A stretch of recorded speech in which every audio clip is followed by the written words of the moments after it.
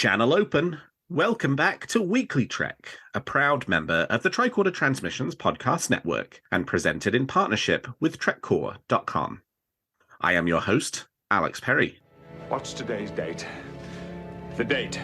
Today's show was recorded on April 15th, 2023, and is current through the Star Trek Picard episode Vox, so beware of spoilers. All right, let's get into the show. Good day, Voyager, and welcome to A Briefing with Neelix. It's a catchy title, isn't it? WeeklyTrek is a regular news show covering the biggest stories from the Star Trek franchise. We are in a new golden age of Star Trek. There are 6 television shows in production, possibly more on the way, and enough merchandise to fill the Bajoran wormhole. So stick with me, and I'll help you sort the real facts from a lot of the Dominion propaganda that you'll find online. But I can't do this alone. And my guest this week is returning guest and co-host of Trek Live over on YouTube. It's Bill Mann. Bill, welcome back to WeeklyTrek. Thanks so much for having me back. It's always a pleasure. All right, Bill. Well, you know the drill. I want to know something's got you excited about Star Trek at the moment. What's got you moving at warp 10? Or I guess what's the maximum warp speed of the Enterprise D, right? Warp 9.91 or something like that? Something like that, yeah. Obviously, the temptation is to go down the road of, we got one episode left of Picard Season 3, and there's a lot of exciting stuff happening there. But I'm expecting an Amazon package today, finally. I'm a little behind on this, of the 4 Next Generation movies in 4K. And I'm excited to dive into them. I've been enjoying the Trek Core tweets, kind of showcasing the difference between the transfers here with the 4K 2023 releases with the 2009 Blu-rays, which we've been living with for a long time. And I enjoy those interactions that are inevitably linked to those tweets, and I'm looking forward to diving into those movies, which I haven't seen in a couple of years now, and hopefully enjoying them in the 4K quality. Yeah, I'm loving these new transfers. I watched Generations and I've watched First Contact, and I think the thing I like most about them is like the movies have color again. Yeah, right. Like it was shocking to me looking at the comparison pictures between the 2009 Blu-rays and the, this year, or I guess last year, like upgrade to 4K is actually, I had forgotten how much color was in all of these movies. First Contact particularly is a very pallid movie on Blu-ray, right? Like it's very gray. Yeah. And partially as a consequence of the Enterprise E sets themselves were not set up to sort of or at least my perception of them for the last, 13 years, 14 years has been that there was just not a lot of color in those sets. But now revisiting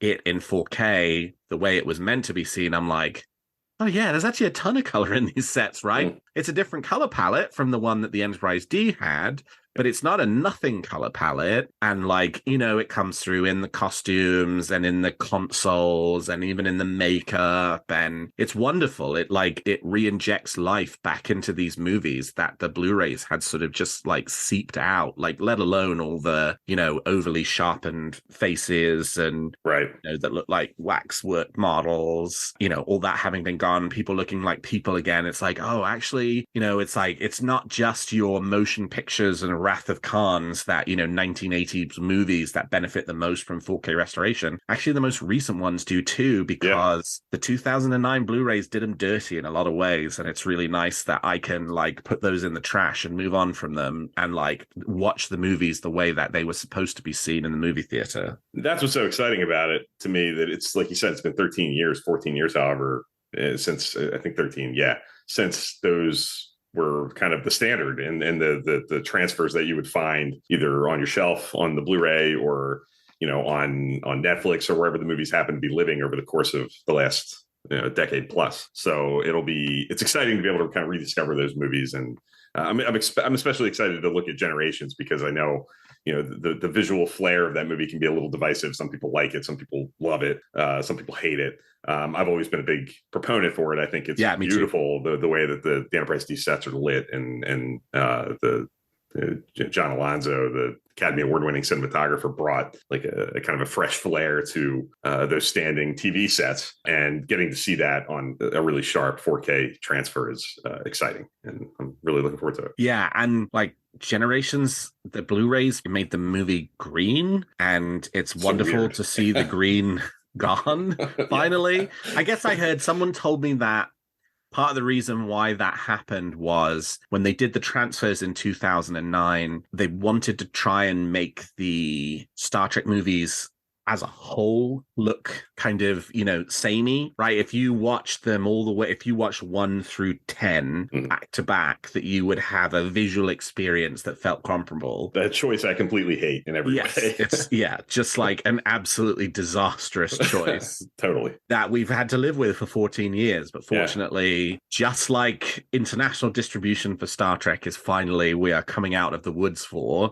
I think we're finally coming out of the woods of this particularly egregious chapter of Star Trek history and can put it to bed and enjoy the 4K and the 4K Blu-rays moving forward as the definitive presentation of these movies. You're here. All right, let me tell you quickly what I'm feeling good about Star Trek this week, which I am going to talk about one thing in Vox because it doesn't show up in one of the news stories and I couldn't help but not mention it, which is the glorious, glorious moment after they're back on the Enterprise D, after you see the bridge, when we hear Major Barrett Roddenberry's voice reprising her role as the computer. Obviously, Major passed away in 2009, so, it's not like she's around to record new dialogue for it. They sampled one of the lines that she had done in Chain of Command Part 2. Yep. But it was absolutely wonderful to hear Major again, and for them to have sort of added that special touch of sort of reinserting us back into not just the Enterprise D, but the Enterprise D as it was fully and completely inclusive of Major's iconic voice as the computer. And, anytime the Major question comes up, it's an opportunity for me to jump on a soapbox real quick. Anytime the Major conversation comes up,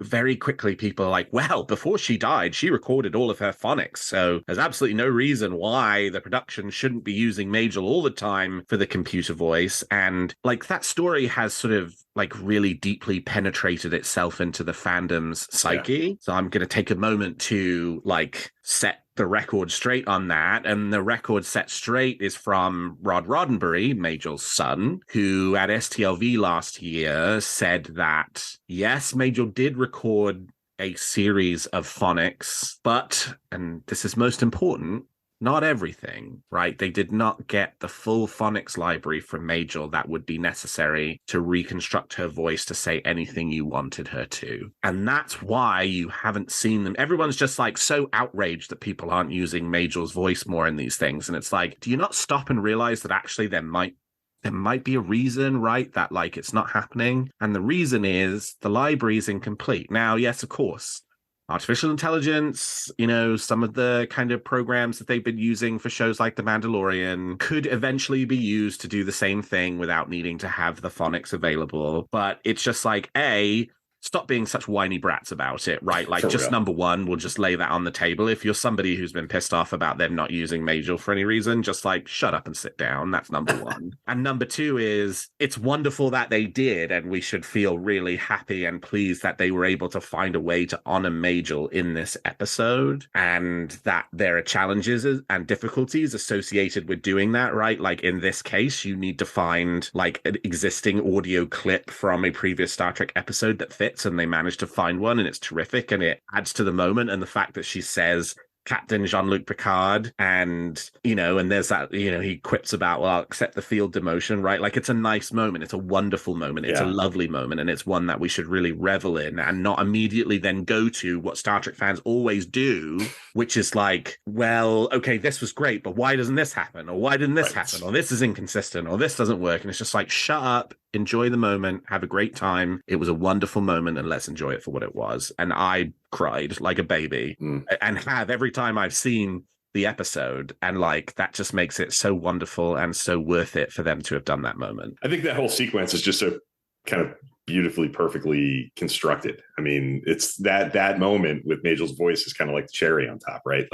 You get the beautifully rendered, the new CG rendition of the exterior of the ship. You get which we're going to talk about, the beautiful recreation of the bridge. Oh my God. And the L cars and how dynamic everything looks.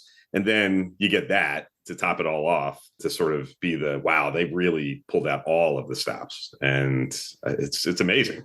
I completely agree with everything you said about the use of the voice here and the non-use of it elsewhere in the franchise. Completely echo all of your points. And it was perfectly, I think, deployed here in this episode at that moment. And I'm really glad that we got that. All right. Well, with that, let's turn to the week's top stories.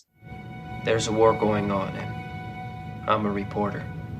Well, yes, as we were just talking about, Star Trek Picard shocked, amazed, and astounded fans this week with the return of the Star Trek The Next Generation cast to their first and truest home, the bridge of the USS Enterprise D. Following the events of this week's episode Vox, in which the Borg returned to assimilate Starfleet's entire fleet, the Enterprise crew escaped to the only ship left in the fleet that can resist the Borg, a restored USS Enterprise D docked at Geordi's Fleet Museum, where he has been restoring it from the crash on Viridian 3 for the last 2 decades. Everyone tried to talk us out of doing this because financially it's a nightmare and the timing was tight, Picard showrunner Terry Matalas said about the decision to return to the Enterprise D and rebuild the iconic bridge set. To the moment we started filming, we were still gluing pieces together, but you can't have a Star Trek The Next Generation reunion without one of its major characters, which is the Enterprise. Production designer Dave Blass and art director Lisa Kloskowski, who led the project to rebuild the Enterprise D bridge, discussed the challenges involved. There's the ongoing rumor that there's a warehouse somewhere that has all of this Star Trek stuff, but what exists is not a lot, Blass says. We went into the deep dive of looking at every photo ever taken and every screen cap, and we had a giant wall of inspiration at the back of the soundstage with photos of every single detail so that everyone could see that we had thought this through. Mike Okuda, who helped build the original Enterprise D bridge for Star Trek The Next Generation, also discussed the challenge. The first thing we did was go into the garage and dive into boxes and see what we still had, Okuda said. We had some original drawings and art, but large chunks of it had disappeared. You realize you're going to have to reconstruct a lot of this from scratch. The bridge took a team of 50 people about 3 months to complete, and the final set measures exactly the same size as the original Enterprise D bridge set from The Next Generation. It's all practical, as set photos have shown over the last couple of days, with nary a green screen in sight.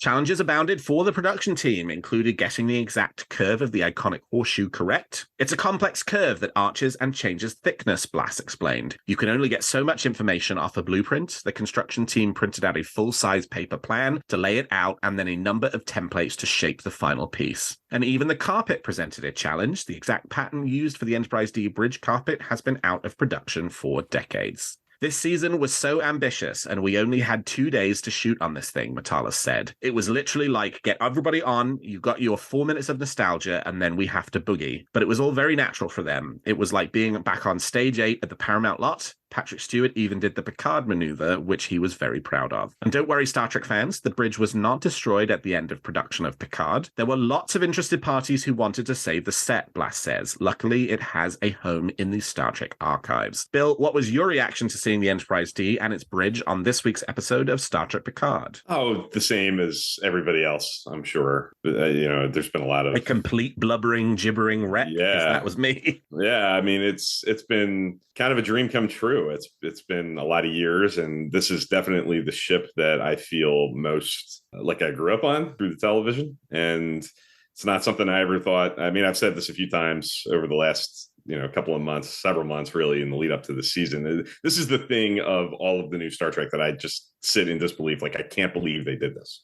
Yeah. And this is sort of the topper for that. Bringing the cast back is certainly one thing and an amazing thing, and telling this story. But this is sort of just an unbelievable gift to people who feel like I know you and I do about that show and how much it meant to us growing up and how much it still means to us. And folks like us would never question or would always be down to have the Okudas and their ilk back in the production team in the art department for new Star Trek. But I think going back a couple of years now, when we heard that they were back on Picard, makes that make a lot of sense. I think if they kind of had this in mind, as an aspiration to potentially be doing, it makes a lot of sense that they were a part of this.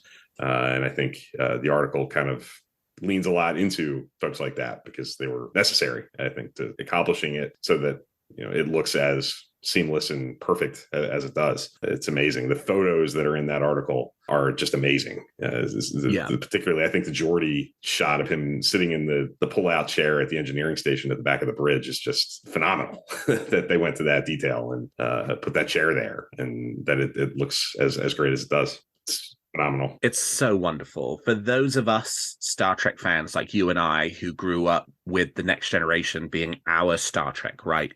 Obviously we've watched the original series, we love the original series, but our introduction to Star Trek, the one that we feel the strongest emotional affinity and connection to, is The Next Generation. This is our trials and tribulations, right? And I had not sort of processed an emotional experience like that before. I mean, obviously I love Trials and Tribulations, and I love Relics and and In a Mirror Darkly, and all of those places where that original 1960s TOS bridge set has appeared long after the events and the production of the original Star Trek. But because TOS is a show that I love very much, but was not the one that was the core foundational Star Trek experience for me.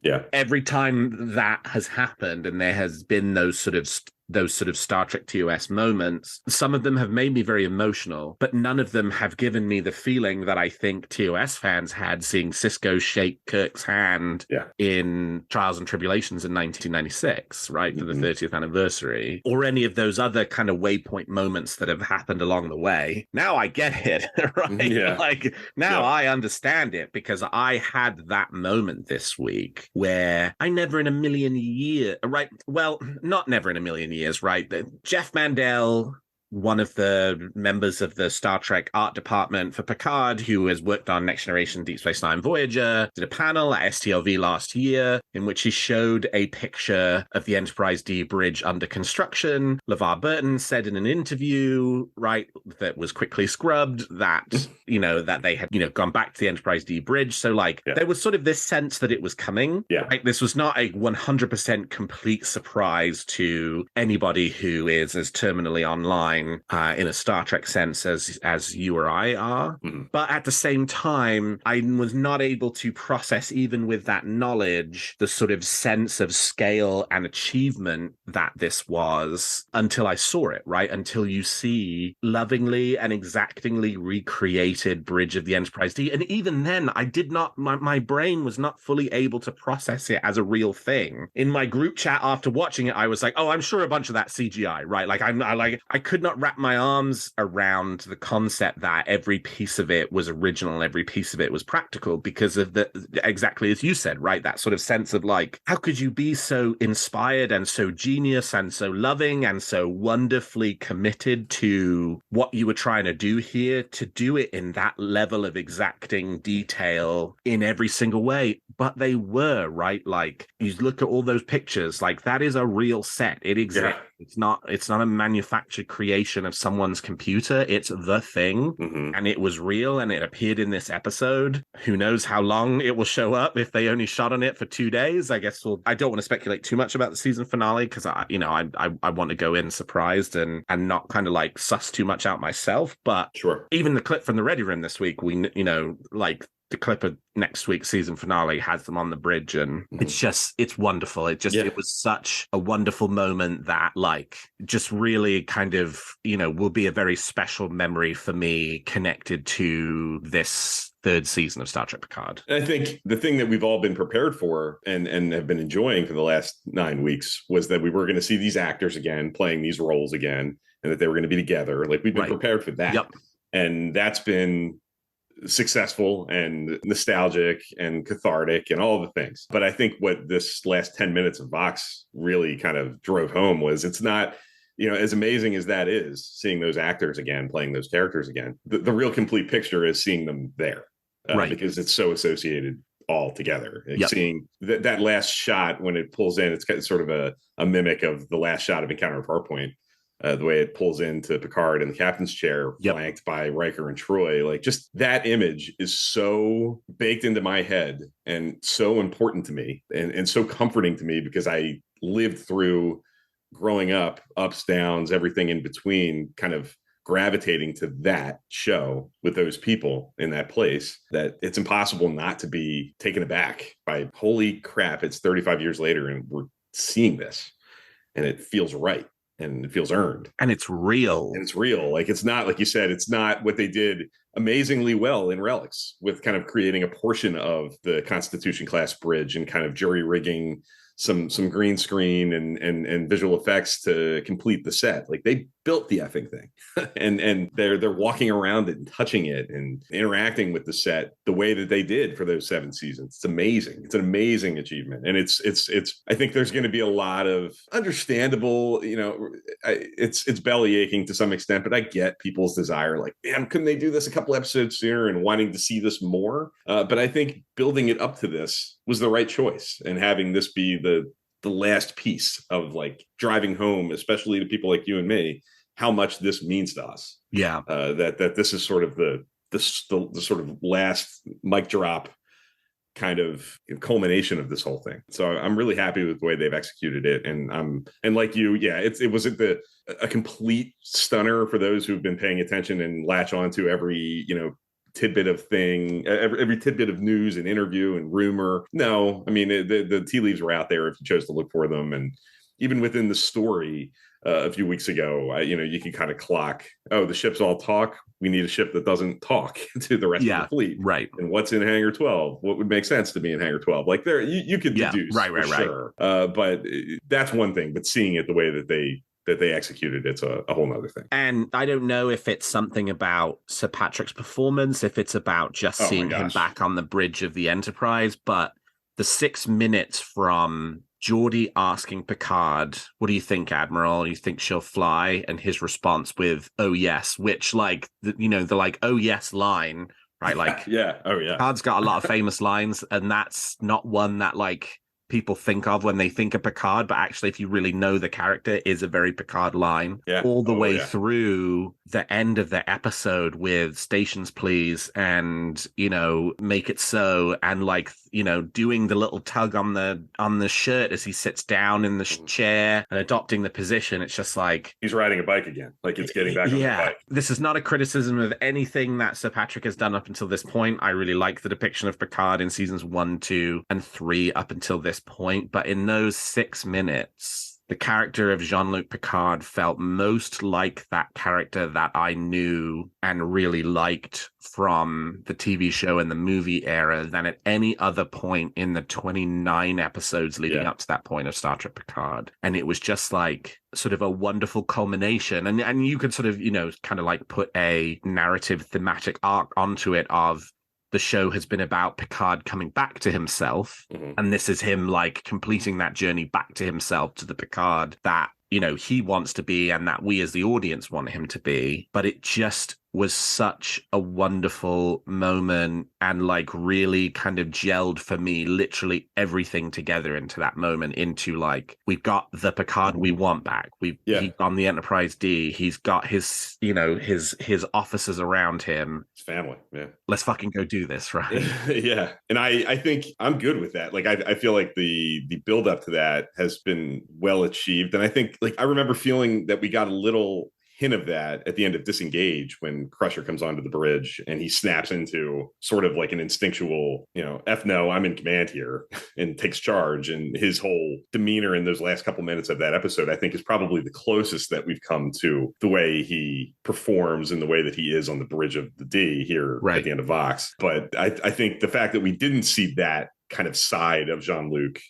until he's on the bridge of that ship with those people in that kind of a situation makes it more powerful. I think, like you said, it's been a journey to kind of get back to that. And, it is like riding a bike. It's when so much of what we are is kind of determined by our environment, who we're with, and our personality kind of ebbs and flows as far as what we express and how we exude certain personality qualities dependent on who we're with and what kind of situation we're in. And I think it makes sense that in that moment, he's Captain Picard and, gets right back into kind of old mode. Just really, really wonderful.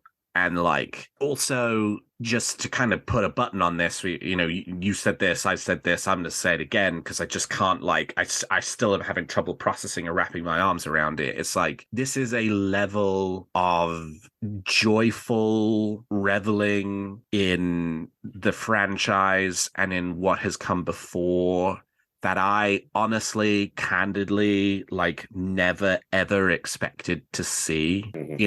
When Star Trek came back in 2017, I was like, oh, great, right? Like, it is going to give them an opportunity to go back to previous stories and see things that we've seen before. And then when Patrick Stewart walked onto the stage and said, I'm coming back to Star Trek, right? Like, those 6 minutes of this episode feels like that full culmination of the arc of joy from Patrick Stewart walks onto the stage and says, I'm coming back to Star Trek. And this being like, this is what you had in mind. The payoff from that. Yeah.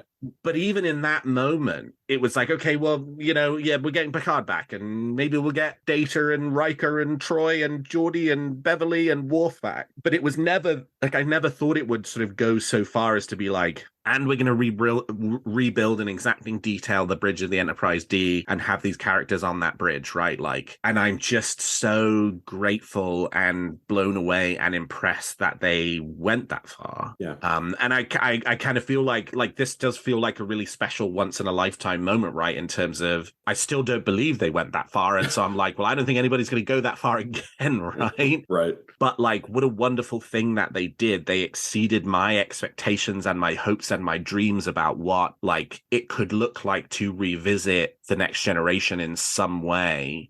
And in a way that felt like it adds to the Next Generation, that I'm just like, Vox is not a perfect episode. We talked for 20 minutes before we even started recording about our feelings about Vox. And I have some mixed and complicated feelings about the episode as a whole, which, sorry, everybody, you don't get to hear those because that was before we hit record. But just focusing on this one moment, it's just so incredible. Yeah, it's an all-timer moment in Star Trek for me, for sure. Well, red alert, Star Trek fans. The third season of Star Trek Picard seems to be pretty darn popular, raising hopes for a successor show led by Terry Matalas to Star Trek Picard, though Matalas has gone out of his way to stress this week that any Star Trek Legacy show remains a twinkle in his eye and is not in any way happening or being worked on currently. Paramount has announced that the final 2 episodes of Star Trek Picard, Vox and The Last Generation, will be screening in IMAX in 10 US cities on Wednesday, April 19th. But don't rush out and try and get tickets. After a chaotic registration process that was absolutely swamped by eager Star Trek fans, all of the tickets for each showing at theaters in Los Angeles, New York, Chicago, Phoenix, San Francisco, Seattle, Orlando, Washington, D.C., Atlanta, and Dallas are already sold out. But if you were one of the lucky ones who did manage to get a ticket, I hope you have a tremendous amount of fun and that the excitement and enthusiasm for Star Trek Picard's final 2 episodes sends a strong signal to the studio that they'd be foolish not to find a way to continue telling the story of the 25th century. In addition to the IMAX production, Nielsen's streaming charts for the week of March 13th to 19th, which were released this week, feature Star Trek Picard in the top 10 streaming shows for the very first time. Yes, this is not Para-Analytics, Larry Nemechek's favorite way of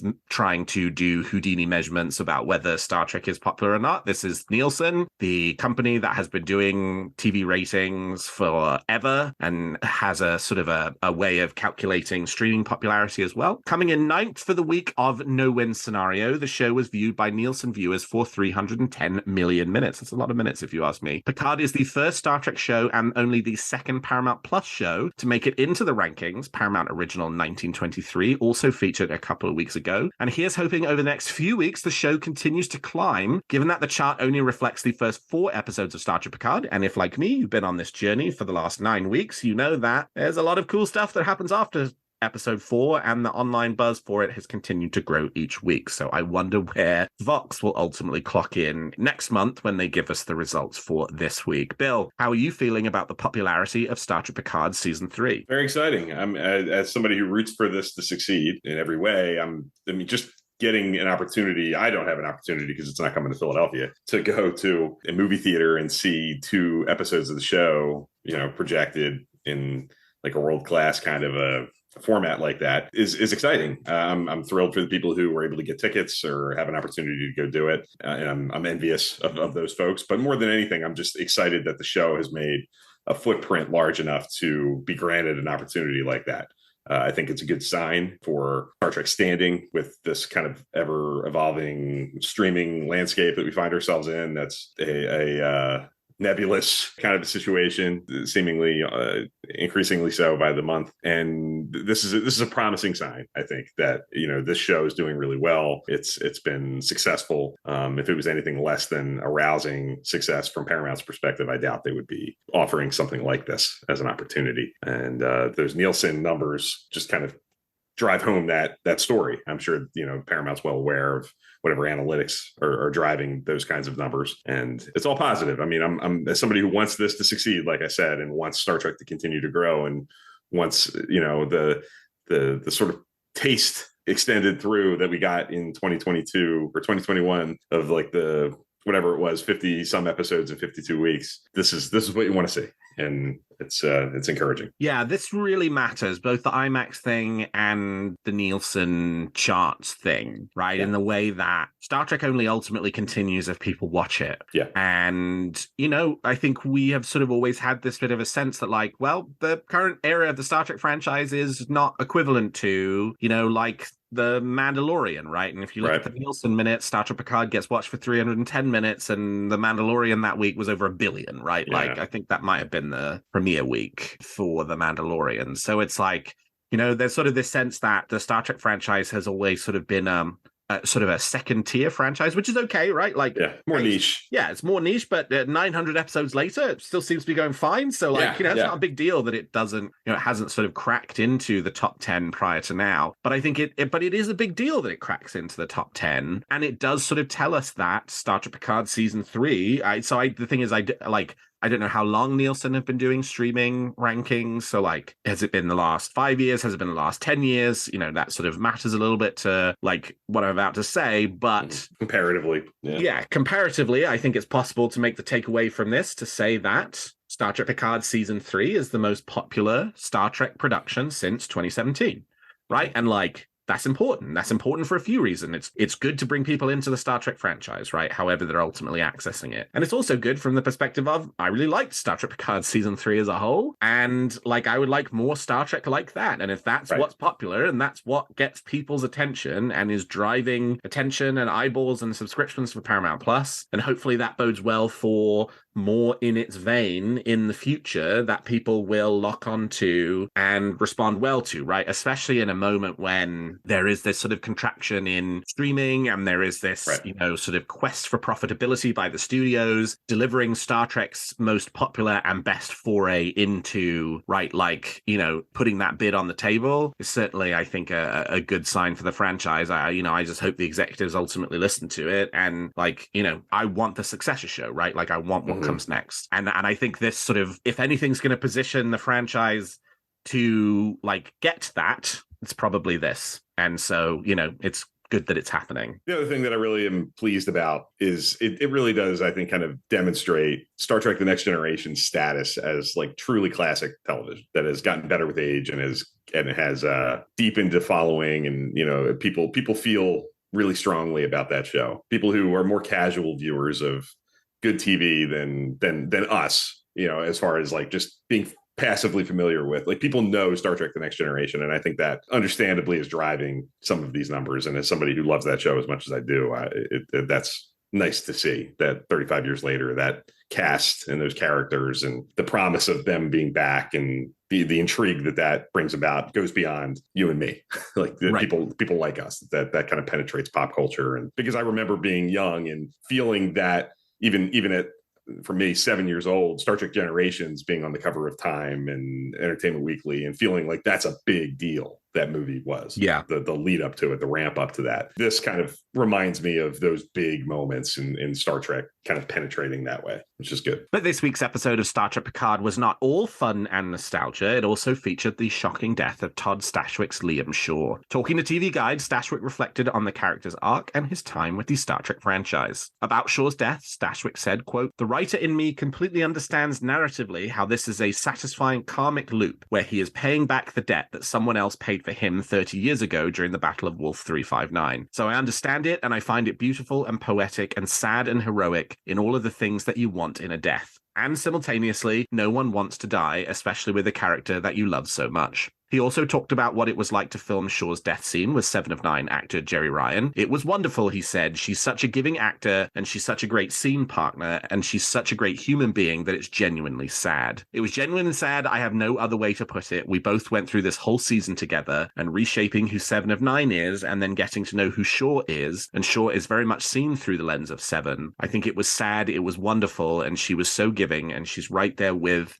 you when you're performing, so it's great to know you're in good hands when you're doing a scene with Jerry Ryan. And how does the actor feel about the arc of his career, beginning with an appearance in Star Trek Enterprise and reaching this point with a return to Star Trek? An embarrassment of riches, he said. It has been this lovely kind of mathematical equation. Terry worked on Enterprise, and then I got to work with him on 12 Monkeys for 4 seasons, and then he created this role for me. It's been this lovely convergence of opportunity and gave me a friendship that is unmatched. I think we're a good team. I think he knows how to create characters for me, and I love playing the roles that he crafts. I love it. And on the approach that Stashwick brought to the character of Shaw, he explained how he portrayed the character. Stashwick played Shaw as, quote, exhausted. Emotionally exhausted was a big thing. Beleaguered was a big thing, like a man who is carrying a burden in his soul and heart for so many years that it has become his personality. And so from that, he suffered no fools. He just said whatever he was thinking. He was over it, even though he was still in an exploratory vessel, still had that burning curiosity that a Starfleet officer has, and then the need to carry out the orders of Starfleet because that's what keeps people alive so that they can continue their exploration. But it was all through a sense of, boy, I'd rather be napping. This is a really great interview, and I encourage you to check out the show notes for the whole thing because I wasn't able to include even half of the great quotes from Stashwick about Shaw in this. But Bill, what was your reaction this week to the death of Captain Liam Shaw? It was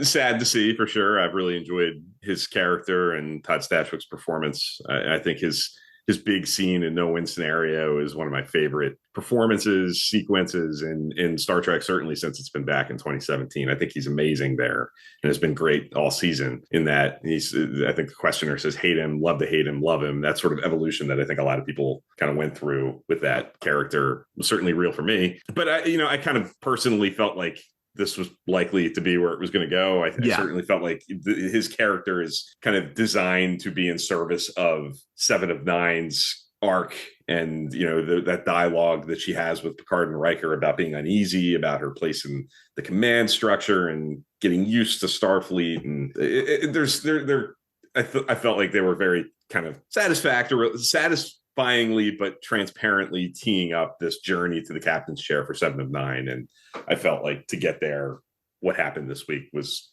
kind of a necessary step.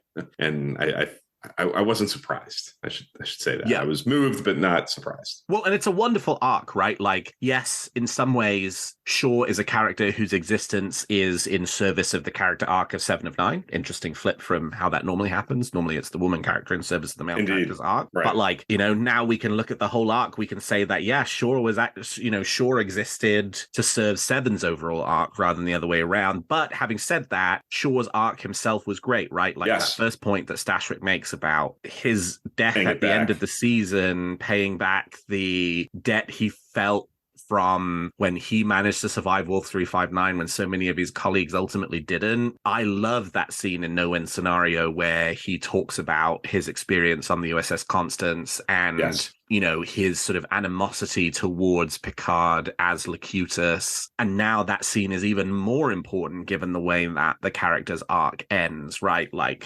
And the fact that as much as he was a grumpy asshole throughout much of the whole season, Stashwick makes this great point, which is ultimately he is a Starfleet captain, right? He has the brains, and when necessary, he has the brawn. He picks up a phaser and he walks into a situation that he knows he's probably not getting out of in order to help save other people. Yeah. People who, at the start of the season, he didn't really care for all that much, right?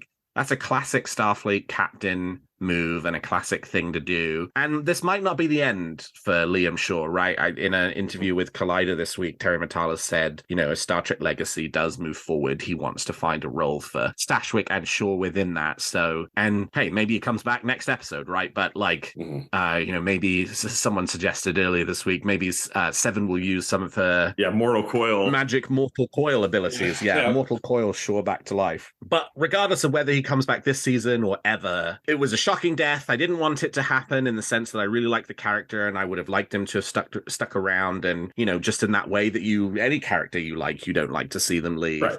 But with a few days of reflecting on it, I'm like, actually, that was a really great arc for a really great character. Like, the arc served the character itself really well, and Stashrik's performance was wonderful. And season 3 of Picard wouldn't be what it is without Liam Shaw. 100%. And Stashrik himself just seems like I'm really excited to meet him at STLV later this year, because he just seems like a really thoughtful person, a huge nerd. And he also said at some point in the interview, like, regardless of whether I end up doing any more Star Trek or not after this is part of my personal legacy, and it's something that's very important to me. And like, you know, that is a wonderful thing to hear from anybody affiliated with this franchise. Yeah, I like he says, talking about we're all kind of lovely branches, including Discovery and Strange New Worlds, DS9, Voyager, all that, even Lower Decks and Prodigy. They're all just branches on this big tree. More of that, please. I like that way of looking at people's place in this whole thing. Yes, especially with all of the like undercurrents of It's one Star Trek in response to another Star Trek and people not liking it and blah, blah, blah. Anyway. Yep. More of that, please. Yeah.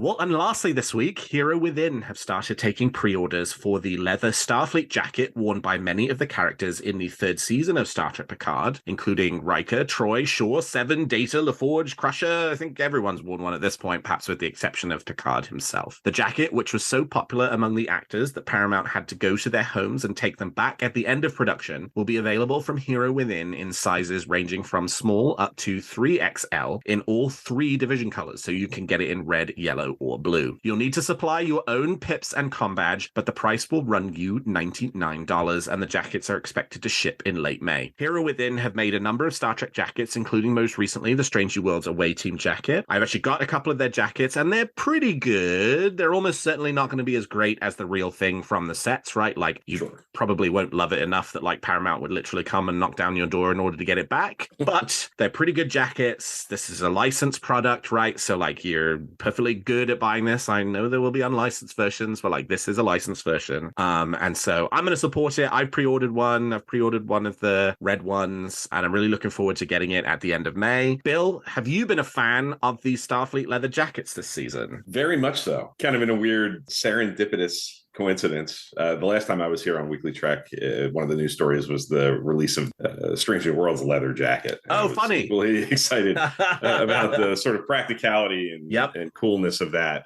These are amazing. I kind of think $99 is kind of a bargain for what this. I mean, I don't know anything about, like, you definitely know more about the Hero Within sort of line, I guess, or what to maybe expect out of the actual product, but without knowing anything about what it actually looks like, what it feels like, how functional it is as a jacket. $99 for this is pretty kind of fair, and I'm tempted to pick one up because I do love them in the season. I think Frakes and LeVar Burton look awesome in theirs, and I think they've been a really cool addition to the ever-growing litany of Star Trek wardrobe that we've certainly gotten in the last several years. Yeah, like, these have really grown on me in a significant way. I remember when the first cast shots came out of the TNG crew, and it was like, what the fuck are they wearing, right? Like, what are those jackets they're wearing? They look ridiculous. And then you see them in the episodes, and all of a sudden it's like, oh, that's actually pretty great, right? Like, and then everybody's wearing them. But like, I think on the Enterprise D bridge, all 7 of the cast members are wearing those jackets. That's their like version of the uniform, which, fair enough, right? They're all in their, I think they're all in their 70s at this point. Mm-hmm. Like, you can wear whatever you want to. It's definitely like it's a good compromise sort of position between, like giving them a sort of Starfleet-y thing without having them necessarily put like proper Starfleet uniforms back on. Right. Though I wouldn't object to getting to the end of the season and having everybody properly kitted out in Starfleet uniforms. I think that'd be a really nice way. That'd be nice to see. End out the season. But yeah, like, I like them. And so I pre-ordered this one. Like, I think the material will probably end up not being like leather.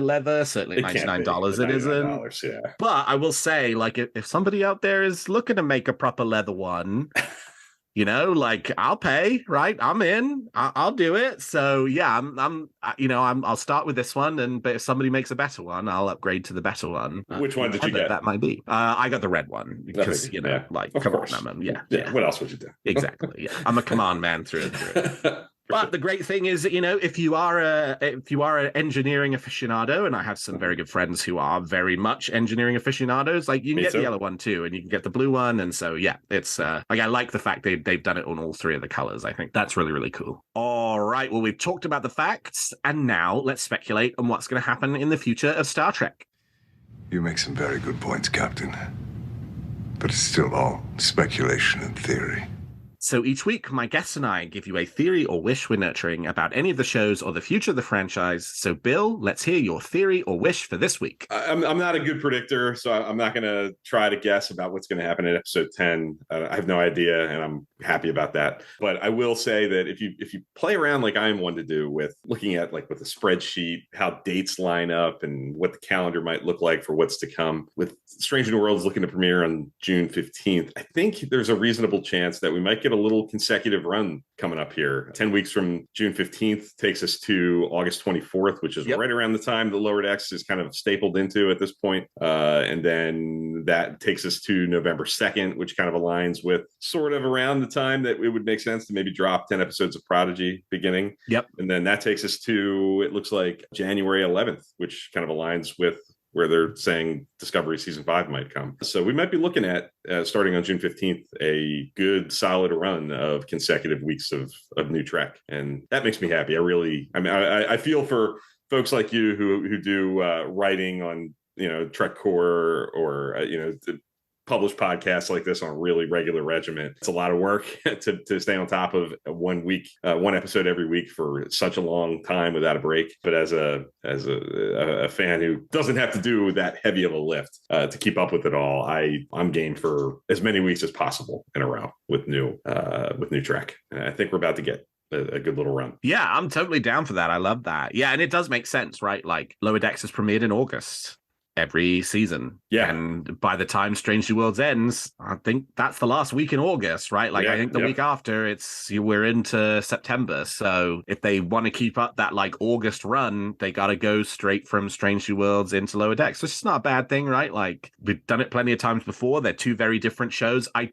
very much get putting a break in between Picard Season 3 and Strange New Worlds Season 2. Two like tentpole seasons this year, that you want to kind of have them breathe a little bit on their own, because it did sort of feel like the Picard Season 2 finale and the Strange New Worlds Season 1 premiere were the same week last year, and that wasn't great, right? No, please never again. Yeah, like those are two huge episodes and they deserve to breathe by themselves. And so it's nice that there will be, not a long gap, but like, what was it, like 6-7 weeks in between the end of Season 3 of Picard and the beginning of Season 2 of Strange New Worlds. But then, there's no reason why, particularly since, it's animation sandwiched in between Strange New Worlds Season 2 and Discovery Season 5, that we couldn't then have, sort of a run that comes after that will take us into 2024, which would be fun and great. And I think, I would really look forward to that. And given Star Trek Picard Season 3 ending next week, there's a sort of a somewhat melancholy feeling about that, right? Like, of course, we've got Strange New Worlds right around the corner, but like this is a great season of Star Trek ending, and B,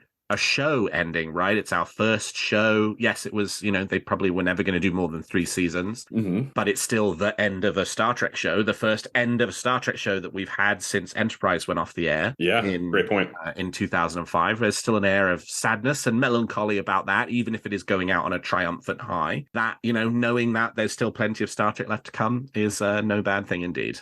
Yeah, I think giving that an opportunity to breathe is the right thing. And there has been conspicuously little as far as the ramp up marketing wise, and no trailer, no nothing really for Strange New Worlds Season 2. So they're going to need a little lead time, I would think, to get that up and running. All right, my theory this week is a super week one, which is just that I think there's one more big surprise left to come in Star Trek Picard, right? Like, I don't think, it just doesn't feel to me like you shoot everything in episode 9, right? That like, if you're crescendoing up, there's one more big thing left to come. But I honestly don't want to think more about it, right? Like, to the point you made right up front, I after episode 9, I'm really just ready to experience what they have for me with episode 10. And I don't I could spend this whole little section of the show saying, here's exactly how I think episode 10 will go, and here are the plot points and plot beats that I think there will be. And I've talked about how I think the season will end, and I still kind of think the season will end that way in like an episode of Weekly Trek like 3 months ago. So I'm not going to do that this week because it just feels unfair to the season to do that. Like, I think it behooves all of us to just kind of,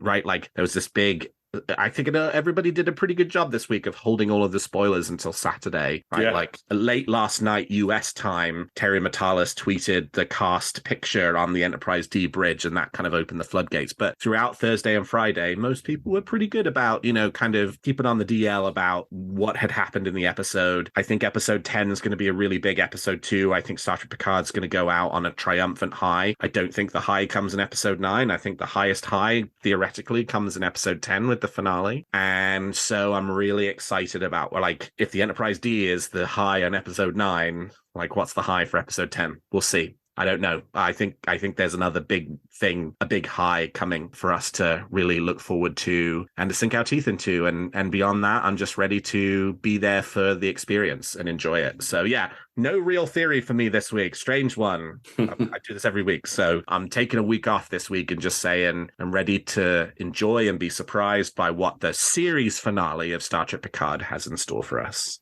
Do you have a theory or a wish for Discovery, Picard, Strange New Worlds, Lower Decks, or Prodigy that you'd like to share? Tweet them to me at WeeklyTrek or email them to me at weeklytrek@thetricordertransmissions.com, and I might feature your theory in a future episode. Well, that's all the time we've got for this episode of Weekly Trek. Thank you so much to my guest, Bill Mann, for joining me today. Bill, how can people contact you if they want to continue the conversation? So you can find me on Twitter, where I share little episode reviews as I rewatch all of Star Trek, kind of on a continuous loop, it seems like at this point, at TrekFan4387. And you can find me on alternating Sundays on YouTube on the Trek Live channel, where my friend Dan and I just kind of shoot the about kind of whatever we feel like talking about in the world of Star Trek. Do a lot of recapping what we're watching in our running rewatches, as well as kind of covering stuff like Picard Season 3 as it's happening. Every other Sunday at 10 a.m. on YouTube on the Trek Live channel. And you can find this show on Twitter at WeeklyTrek and me at Alexander T. Perry. And if you enjoy the show, please consider leaving us a 5-star review on your podcast player of choice. And please check out some of the other great shows on the Tricorder Transmissions.